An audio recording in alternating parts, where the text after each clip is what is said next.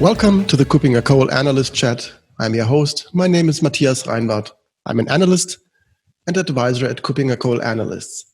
My guest today is Alexei Balaganski. He is lead analyst with KuppingerCole and he works out of Duisburg. Hi, Alexei. Hello, Matthias. It's good to be on this podcast again. Good to have you back. It's always a pleasure to have you, and the topics that we are talking about are really interesting and often very innovative. And we will see if this is true for today as well. Today, we want to talk about ephemeral certificates. More and more vendors are integrating so-called ephemeral certificates into their products as an alternative way to provide access to systems. What is the idea behind that, and what is the concept? Well, I guess, as always, we have to start with the definition, right? So ephemeral credential, what's it all about? It sounds fancy, but when you literally translate it from Greek, it means lasting for a day. So ephemeral credential is something which is not permanent, which is not stored for later reuse, which is only given you to fulfill a certain task, and then it just perishes. And next time you do a different task or the same task again, you get a new credential. So the idea behind it is definitely nothing new.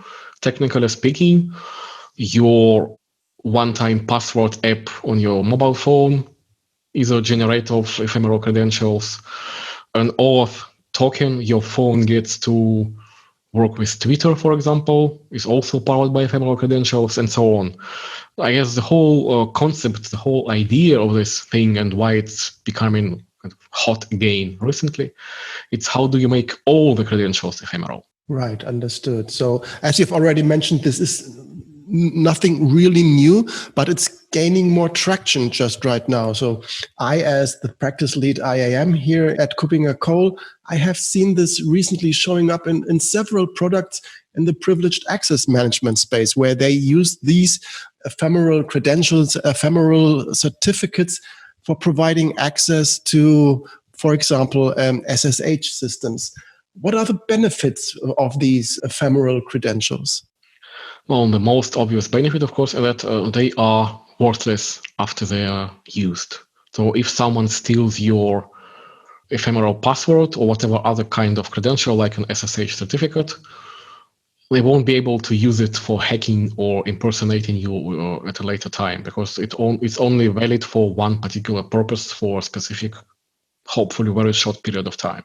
So that doesn't mean that you are no longer providing permanent access to a system, but it's really this kind of just-in-time provisioning? Exactly. And again, if you kind of step back and look at the bigger picture, this is a major trend in the whole area of identity management and cybersecurity nowadays. Instead of making a coarse-grained and permanent long-term access decision, like, for example, giving you permanent access to a system or a server for a year till the next review, you are only given a short, just-in-time access to a specific service or application or task. And as soon as you are done with the task, your access expires. That's the whole idea. And there are many concurrent developments in different areas. Some probably touch such areas as strong authentication. The others refer to continuous authentication and kind of behavior monitoring solutions, which basically ensure that if you are no longer you, but someone impersonating you on your computer, then your access is also removed.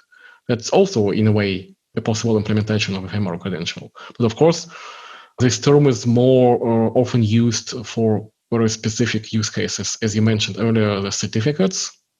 For example, if we were talking about like the web browser certificates, those for X.509 certificates, which are used for web-based access solutions, those are usually managed centrally. So if a certificate is stolen or is no longer usable, it can be revoked. But when we are talking about SSH certificates, those keys which you are issued to access a Linux server, for example, or an embedded device, those are not centrally managed. So those are a real security threat, because if you have an outdated, weak, or a stolen SSH certificate, it's a perfect security hole for an attacker to enter your systems. So making those certificates ephemeral is a major security boost. Understood. So we really get a grip on those formerly decentralized and then copied somewhere else managed certificates. So this is really something that needs to be protected. And I think this making them fade away approach is really a good one. So where else do these ephemeral credentials play a role? I think it's not only PAM, but that was my entry point, but there's much more, right? Of course. I mean, PAM is an obvious kind of pain point for many organizations nowadays, because when you are dealing with legacy platforms, mainframes, embedded devices, IoT, okay, not technically IoT, but like OT, those industrial devices which haven't been patched for 10 years now, those are real pain points, because there is probably even no solution or still available to give you a new credential those devices, right? The traditional approach would be some kind of a proxy. So you access a different system, like a bastion or a proxy server, and that server will ensure that your access from that point to the actual device would be monitored and managed through a PAM solution. So basically, that was the old school approach, if you will. So you have to deal with a massive sprawl of those legacy outdated credentials by trying to account each of those and keep them in a secure vault and only give access to those to a validated administrator. That approach worked, but it's extremely inconvenient and extremely prone to oversight. If you overlook a certain system, or if you forget about an SSH key left on a third-party contractor's laptop, you are in trouble. But if you can ensure that each of your controlled systems is only accepting authentication with ephemeral certificates, then you are automatically freeing yourself from all that burden. You don't have to worry about old certificates because they expire on their own, ideally within minutes after they are no longer used. One use case I can think of is something that I just covered in a recent episode with John Tolbert. We were talking about the Zero Trust architecture by NIST. And of course, Zero Trust relies on secure access, on secure communicating within a potentially hostile environment. Does this make sense in a Zero Trust environment as well? Well, again, that depends on kind of the way you use the term. But on the more strategic level, of course, it makes all the sense in the world. Because when we are talking about Zero Trust, many people would usually only think about networking security or encryption and stuff like that. But authenticating you as a person and your device before actually giving you access to a certain system, it's the most crucial part, right? And if your authentication can be faked or hijacked through those legacy and weak credentials, then it kind of negates all the benefits of the Zero Trust architecture. So yes, kind of strong authentication, sometimes powered by ephemeral credentials, makes all the sense for Zero Trust. Okay, great. So this is really the initial connection before, so the handshake between communicating partners to make sure that the overall channel that we're communicating through is protected in the first place.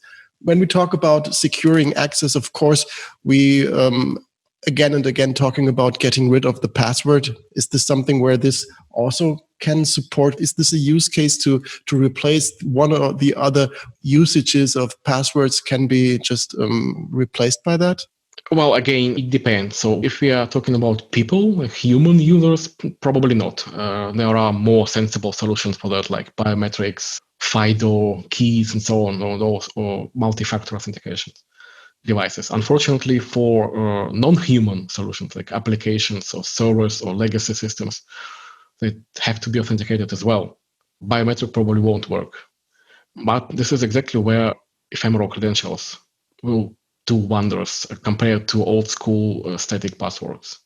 Especially if we're talking about developers writing their applications and then hard coding an API key or even a password or a certificate directly into the code.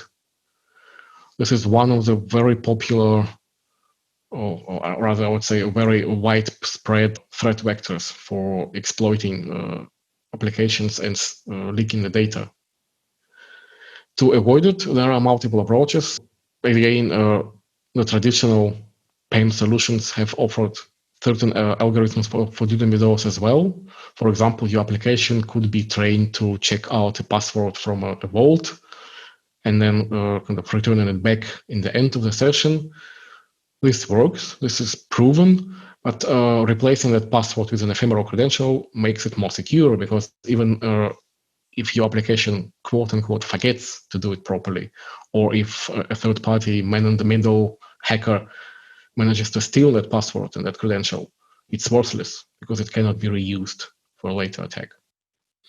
Right. So this application-to-application privilege management is something that can be extended in a more decentralized fashion and in a more agile fashion and a more secure fashion, actually, because as you've mentioned, the key is no longer valued.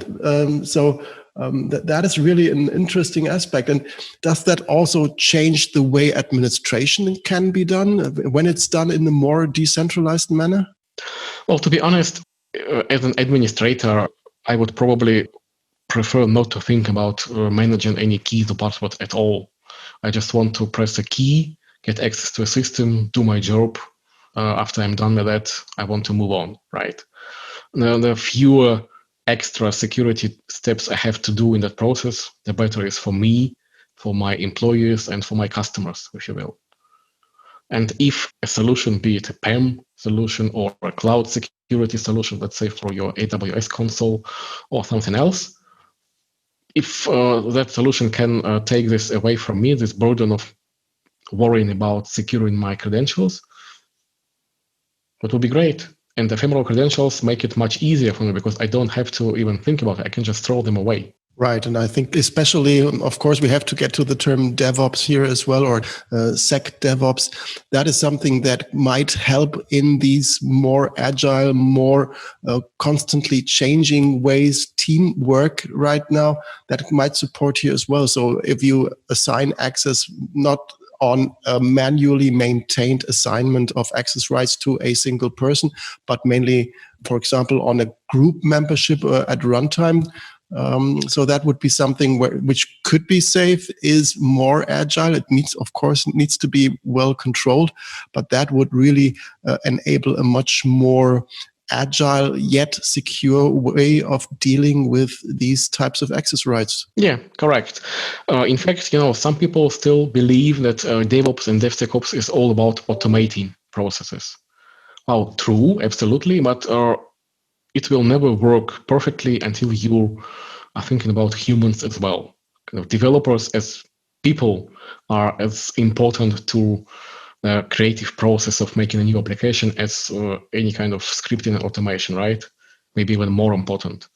And the biggest challenge is to make security kind of the natural part of the routine when they are working on applications. And again, if there is a solution which will completely remove that responsibility and burden of thinking, wow, how do I manage the keys? How do I manage this credential securely? And why should I even bother? I'm a developer, I'm not a security guy. So if someone can take away this responsibility from me as a developer, I would be happy. And a happy developer means happy customers. Great. So maybe we close this session with one. I know it's a bit of a mean question, but if I ask you as an analyst, how would you look at this concept of ephemeral credentials or ephemeral certificates in general? Is this just an interesting addition to the various ways of providing access to systems, or is it something more revolutionary? Well, that's a really tricky question because it's a little bit of both. On one hand, as I mentioned earlier, the idea is absolutely nothing new. This is it has always been understood that this is the way an ideal, properly secure, and kind of easily manageable authentication system should work. Unfortunately, due to technical debt, legacy applications, technology limitation, and so on, we were unable to implement in that way everywhere. So basically, in an ideal world, every password, every certificate, every token, every API key should be ephemeral. We are not there yet, but if vendors are working to make their solutions more advanced, more consistent in the direction, they are basically cleaning the long time mess. And this is how it's supposed to work in the future. So it's not a revolution, but it's definitely moving the industry in the right direction. Great. So that also sums it up very well. So if the audience is interested in learning more about that topic, I would highly recommend one of the earlier episodes together with John Torbert about the zero trust aspect, because this is also very closely connected to that. There is a great zero trust blog post by John Tolbert on our website. There is much more coming up right now. I know that, but it's not yet published about the topic zero trust. I would highly recommend the Leadership Compass about privileged access management solutions, because of course this is also a topic that shows up there as well. At least there's a glimpse here and there in some products. Do you have anything else to recommend, Alexei, where we have information available, or where our audience could look for? Well, again, although if you just go to our website and search for the word ephemeral, you probably won't find many mentions of it yet. But then again, it's all about the terminology. Technically, this idea, this concept is extremely relevant for many different fields of cybersecurity and identity management, from API security to strong and multi-factor authentication to PAM, as you just mentioned, and zero trust. So the concept is relevant for anything. You just have to forget about the narrow definition and stop thinking about certificates and start thinking about ideas and approaches, and not forget about involving the human identities, because after all, it's all about making them more secure. Right. So the concept alone is not enough. Involving the right people and embedding these concepts well into an overall architecture, so to make sure that this is used there where it makes sense. I think that is also an important aspect. And of course, creating cybersecurity architectures is something where we as KuppingerCole are happy to talk to anybody who's interested in there. So just get in touch, especially when you want to talk also to Christopher, our colleague, with his yet very, very fresh and upcoming cybersecurity fabric.